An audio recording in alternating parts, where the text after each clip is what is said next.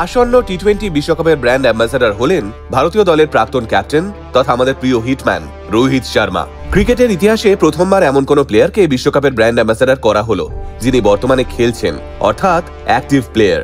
এতদিন মূলত রিটায়ার্ড প্লেয়ারদেরই বিশ্বকাপের ব্র্যান্ড অ্যাম্বাসেডর করার চল ছিল, কিন্তু রোহিত শর্মা নামটাই তো ব্যতিক্রমের সমার্থক। রোহিত শর্মার নাম ঘোষণা করার সময় খোদ আইসিসি প্রেসিডেন্ট জয় শাহ বলেছেন, এই ইভেন্টকে রিপ্রেজেন্ট করার জন্য রোহিতের চেয়ে ভালো কোনো অ্যাম্বাসেডর হতেই পারে না, কারণ সে নিজেই 2024 সালের টি-20 ওয়ার্ল্ড কাপ জয়ী ক্যাপ্টেন।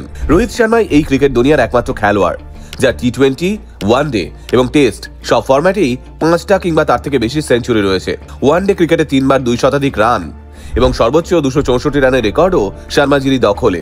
তাই এমন একজন ধ্বংসাত্মক ব্যাটারকে টি-20 বিশ্বকাপের ব্র্যান্ড অ্যাম্বাসেডর করা মানে সেটা বিশ্বকাপেরই সম্মান বেড়ে যাওয়া। 2026 সালের 7ই ফেব্রুয়ারি থেকে 8ই মার্চ অবধি শ্রীলঙ্কা ও ভারতবর্ষের বুকে বসতে চলেছে টি-20 বিশ্বকাপের আসর।